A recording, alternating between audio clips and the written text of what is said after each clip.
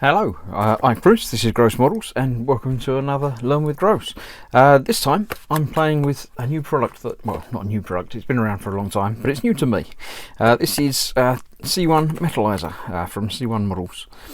It's a fine buffing powder for creating metallic effects. Now in the pack, I have opened and had a little nose through, but I haven't used it yet. You get an instruction card, which basically just tells you to put it on and buff it off. Facebook.com C1 Models. I'll have a look at and join them. Right, we have the powder itself, which I've opened the packet of, but yeah, we'll explore that momentarily. Also in here you get a pair of gloves, some pads for the buffing of, which I'll put the other one to one side. Two little applicator stick things, which again, one of those I'll put to one side.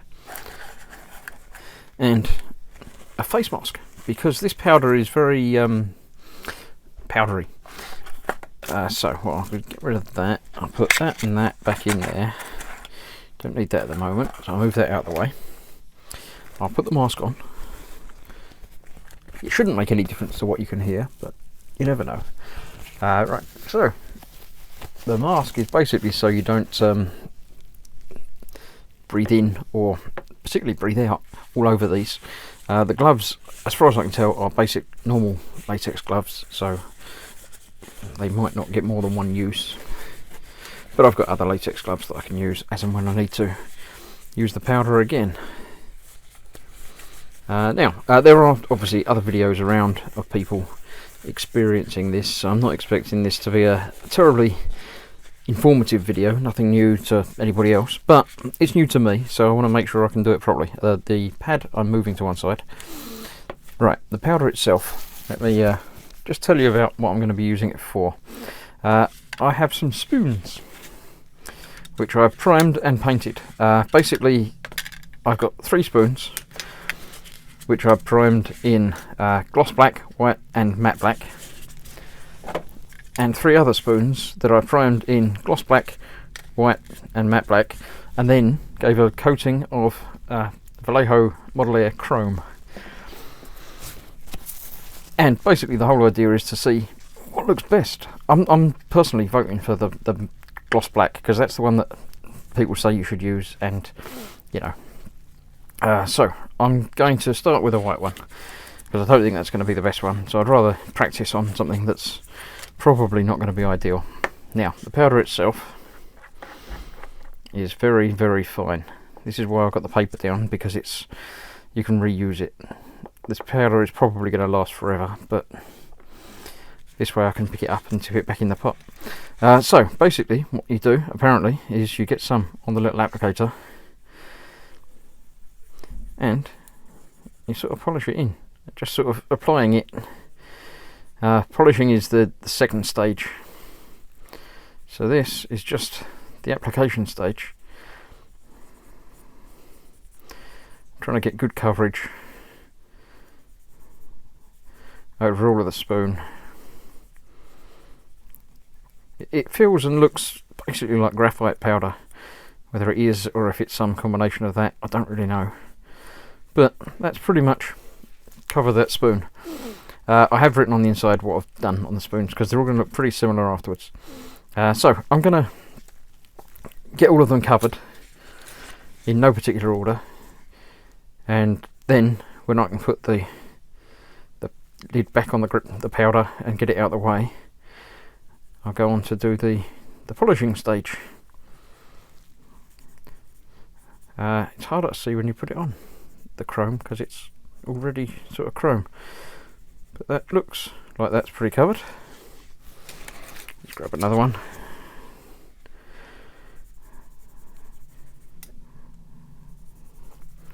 I've no idea if this is the right amount to put on, or too much, or not enough.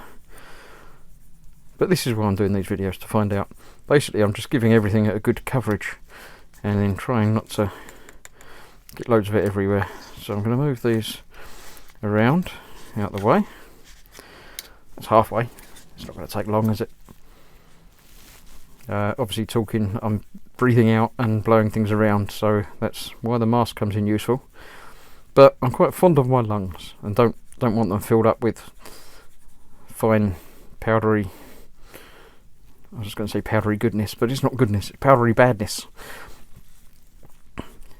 So that's that one. Oh, that's too slowed out. Now this doesn't need any gloss coat or anything over the top of it. It is quite a hard wearing powder apparently. What I didn't mention was when I was applying the chrome to these, I went particularly heavy on the top and not quite so heavy on the rest of it, but I don't think you can really see the base coat through it on those, so we'll see. So the buffing is the stage that is going to be the fun one. The priming on these was, so not done particularly well or nicely. The spoons weren't washed or in any way tidied. I basically just threw some primer through the airbrush and see how it goes. So let's just get rid of some of that because I'll use that later. It can be used again. Right, the spoons themselves. Let's just get rid of the excess. You're not going to see about tipping that back in the pot. And then the polishing is going to be the fun bit. Get those off there. Right, so I can try and get some of this from the lid off there, and the bits around the edge off there as well. And then we'll see how it works. Obviously the paper's not going to be usable again. Hopefully I can put a little fold in the bottom there, and at least some of this can be reused another time.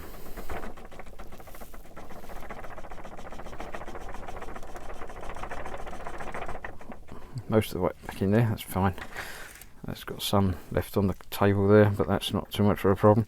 I have been warned not to just do it up really quick because the air pressure of tightening it will actually make more come off and go all over the place. So let's get rid of that. I can put that out of the way now. Then I can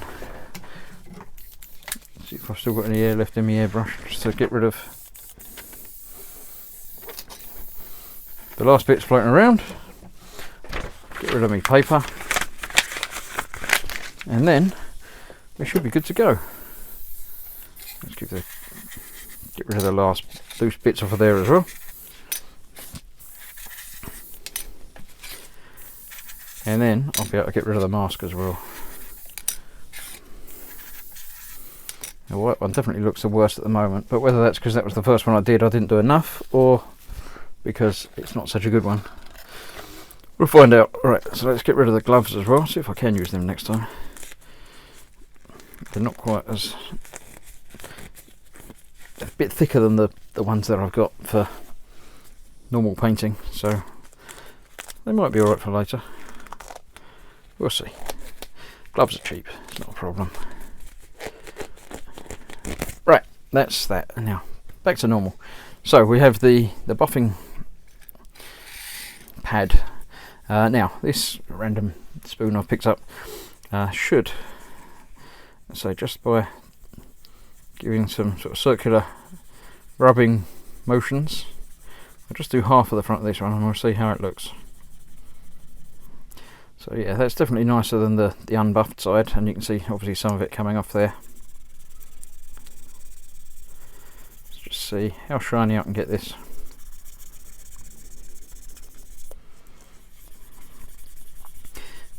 And then we'll investigate all of them and see what's what.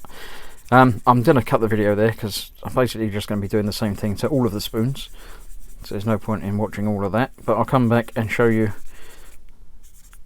the 6 spoons and we'll see how they all look. And there we have them. Let's get them in a sort of order of shininess and then we'll see exactly which one we had. Those three, I think, were the metallic ones, and there's really not a lot between them. That one is the shiniest. I'd say probably about there. Right. I'd say that was the order of shininess from least to most. The white is pretty rubbish. You can see it is actually shiny. There's a little scuff there that, don't know, might have been me. But obviously that's just white primer with C1 on it. I wouldn't bother using C1 over white primer. It doesn't seem to work. Matte black. Yeah, it's there, but it is very matte. It's not really shiny. It's gone a bit metallic, but it's still not exactly what we're after. Let me just zoom in a touch. Let me move those to one side. I'm going to start with the white. There we go. That's what the white one looks like. White primer with C1. Not great. Next up we have black primer with C1. Not great. It's got metallic, but it's not really shiny. The next up I thought was probably that one, which is matte black with chrome over the top of it. You can actually see there is a definite difference between the light and the heavier chroming, and the heavier chrome over the top is better. So yeah, that's not bad at all. I quite like that. Next up I think was probably the white with the chrome for some reason. Don't know why, but that looks a little bit shinier to me. It might have been difference in applications, and it looks a little bit nicer to me on that one. Then we've got gloss with chrome. I think was the next shiniest, which isn't really a surprise because it's already a gloss finish with chrome on it. But the nicest, shiniest finish is definitely just the gloss black primer, UMP primer. And yeah, it's not a mirror finish, but it's very shiny. You can see obviously the light's reflected in it. So yeah, if you want shiny, gloss black's the way to go. Any of those are sort of doable. I'm just going to see. Yeah, if you use a heavy enough coating on the tips of the spoons there, they're all pretty much the same. But if you use a light coating, there is some slight differences. But yeah, I wouldn't bother using any just matte primers because that's not ideal. So yes, I'll keep those to one side as useful reference material for C1 and combinations of primer and chrome. I might try another couple with I say different than chrome, not necessarily silvers or anything like that, but maybe a brass or a gold, just to see what different shades it gives. But for now, for my test for say the plane that I'm going to be doing in shiny chrome, I don't know, it's definitely going to be priming it in black and in gloss. But yeah, I think a combination of the two is going to be quite nice. I'll do some panels just in the matte gloss black, and I'll put some chrome onto a couple of panels as well, just to give a little variation. But I'll go quite heavy because that's just a little bit lighter, but still almost as shiny. So yep, that'll do. Just a short how-to video, and more not so much how-to because it's not difficult, but just more results. So yeah, thanks for watching. Stick around, come back soon for me actually using the C1 on a project. And yeah, thanks for watching. Bye bye.